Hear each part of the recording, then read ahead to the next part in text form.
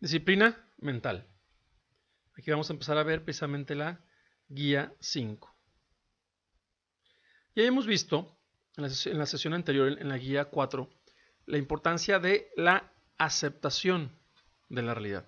Y precisamente en nuestro interior, a través de nuestra mente, es donde aceptamos la realidad o no aceptamos la realidad. Ya hemos visto que la realidad, pues, son tres aspectos importantes, ¿no? Aceptar a los demás como son, aceptar las circunstancias de la vida como son y aceptarme a mí tal como soy.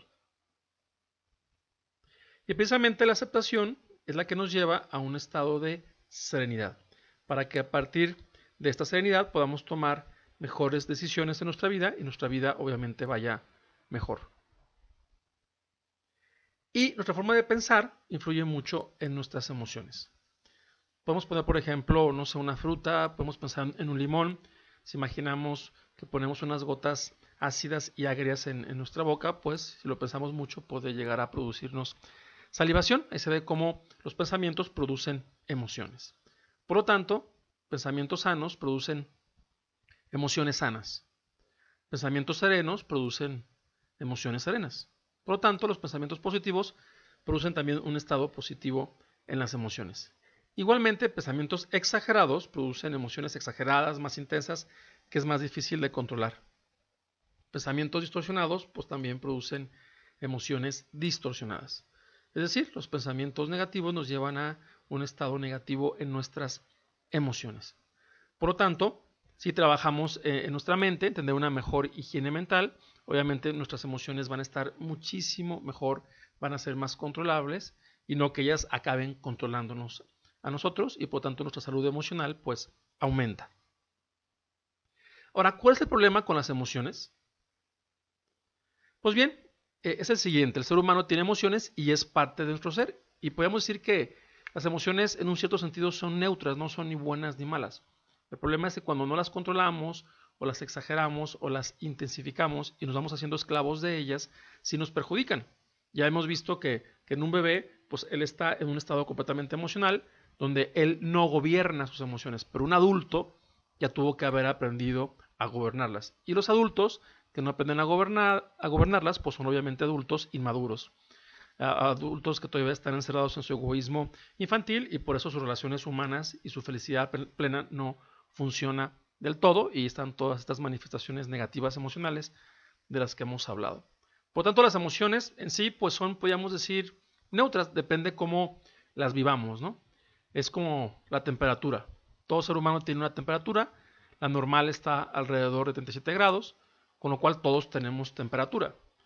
Pero le llamamos ya una temperatura maligna o patológica o fiebre, ¿no? Cuando tenemos más allá de esta temperatura. Si tenemos medio grado más o un grado más, es decir, 38 o 39 o 40, pues quiere decir que ya tenemos una temperatura más allá de lo normal, que está de alguna forma reflejando pues una anomalía, una enfermedad física. Podemos decir que desde el punto de vista emocional, pues igual. Podríamos, por ejemplo, ver aquí también un termómetro de cómo estamos. A lo mejor el color azul es un estado, pues podríamos decir, normal, donde nos sentimos bien. Y en la medida en que va aumentando, por ejemplo, tenemos una molestia, podemos sentir molestia por alguna cosa, pero esa molestia podría subir de tono, de grado, de gravedad, así como la fiebre, ¿no? Entonces la molestia, si aumenta de intensidad la molestia, puede convertirse en un enojo. Se aumenta de intensidad el enojo, pues puede ser ya ira, odio, rencores, deseos de venganza, etc. O sea que en el fondo podemos decir que la ira y el odio es la molestia, pero intensificada. Una molestia puede estar hasta cierto punto en niveles normales, ¿verdad? Pero ya el enojo, la ira, el odio, el rencor, ya no.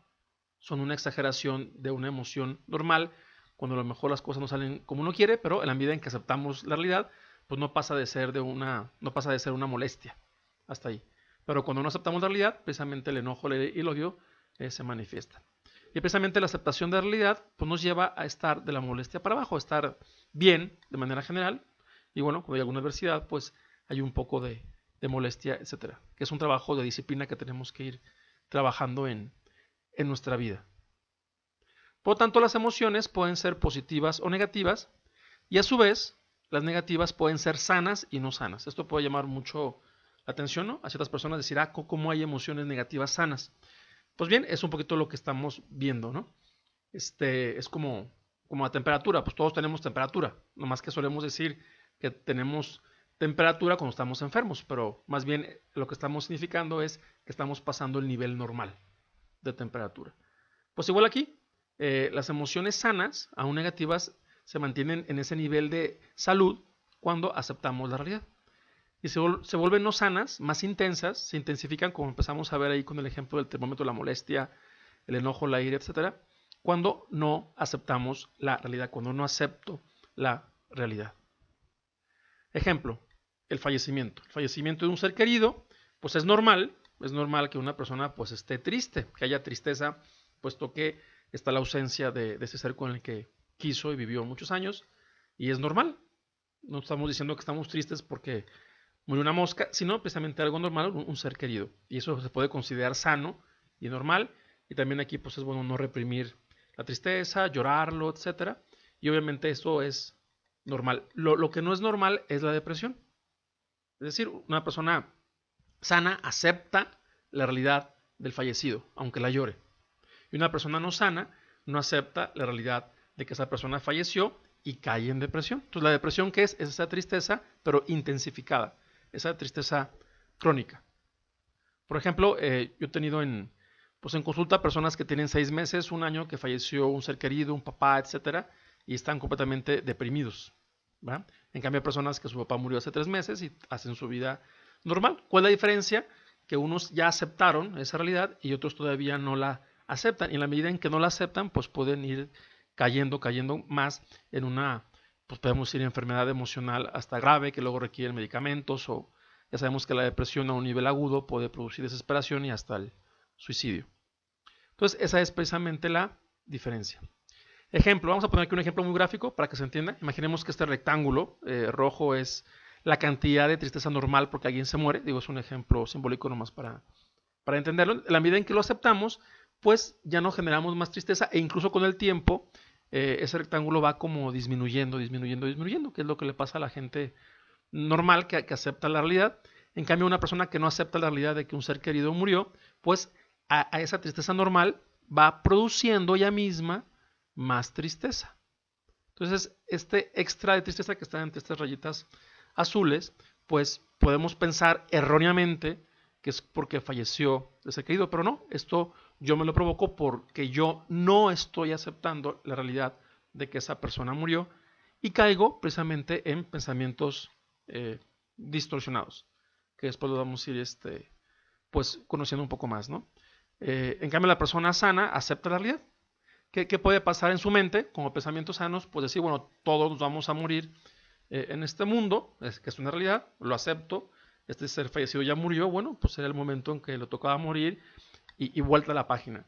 Lloro su ausencia, pero hasta ahí, no genero más pensamientos negativos en mi mente, ni me meto veneno, ni nada de eso. O sea, parte de la salud mental y emocional y de una persona adulta es el que vivimos de una manera más sencilla, más simple, nuestra forma de pensar, y eso nos hace mucho más efectivos en la vida. En cambio, las personas que están mal emocionalmente, inmaduras, etcétera, tienen formas muy complicadas de pensar que ya han hecho vicios en su interior. Entonces, una persona que no acepta la realidad se diría cosas como, es que ¿por qué murió? Es que no debería de haber muerto, no lo puedo soportar, no lo puedo aguantar, mi vida no va a ser igual, es terrible, etcétera. Entonces, estos pensamientos son venenos que hacen que yo mismo aumente esa tristeza. No es el fallecido. Yo mismo con los pensamientos de por qué murió, por qué se fue, los médicos no sé qué, por qué yo no hice esto. Todo eso hace que esto genere de alguna manera pues más tristeza en mí. Y puedo pensar que es culpa del fallecido, pero no, yo me lo genero.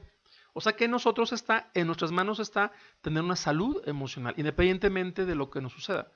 Porque no es lo que nos sucede, sino cómo reaccionamos a este hecho, cómo manejamos esta realidad. Entonces, un primer paso del que ya hemos estado hablando desde la guía 4 es esta aceptación de la realidad y así en todas nuestras circunstancias.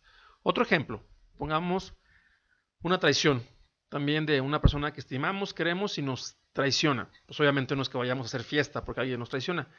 Es normal que sintamos tristeza, molestia, a lo mejor hasta cierta decepción. Lo que no sería normal pues es depresión, ira, rencor, odio, desesperanza, ya no creer en el amor, eso ya no es sano.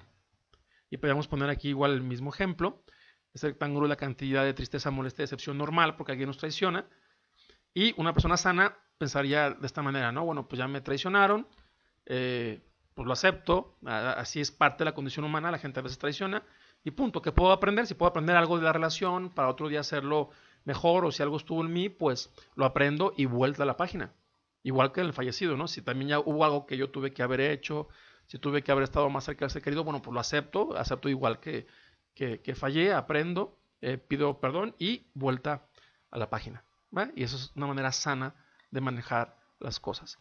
En cambio, la persona que no acepta la realidad, que no acepta en este caso que estamos con el ejemplo de la traición, que no acepta que una persona la haya traicionado, pues entra precisamente en todo este tipo de pensamientos negativos que nos enferman, ¿no? Es que ¿por qué me traicionó? Es que no debería haberme traicionado, no lo soporto, esta gente no debería existir, ya no creo en todas las personas, ya no creo en el amor, ya no creo aquí. Sí, o sea, estamos exagerando, entonces ya mis mismas emociones yo las estoy exagerando, entonces la tristeza se convierte en depresión, la molestia pues ya se convierte en ira, rencor, odio, la decepción en desesperanza, etcétera, etcétera, ¿no? Yo mismo me estoy provocando eso, entonces a las molestias normales yo provoco al no aceptar la realidad pues mayor intensidad en esas emociones. Y esto que está en las líneas azules yo me lo provoco a través precisamente de estos pensamientos que yo mismo genero, ¿no? Del por qué, cómo es posible, no lo puedo creer, no lo soporto, no lo aguanto, en fin, todo eso hace que yo me inyecte veneno y me llevo a mí mismo a emociones enfermizas, emociones que me hacen daño y vivo una vida mucho más complicada en mi mente y que luego se refleja en toda mi vida. Entonces, resumiéndolo aquí, pues sería esto, ¿no? O sea, ¿cómo nos podemos mantener en el área azul? Pues aceptando la realidad, cuando yo acepto las cosas, ¿no?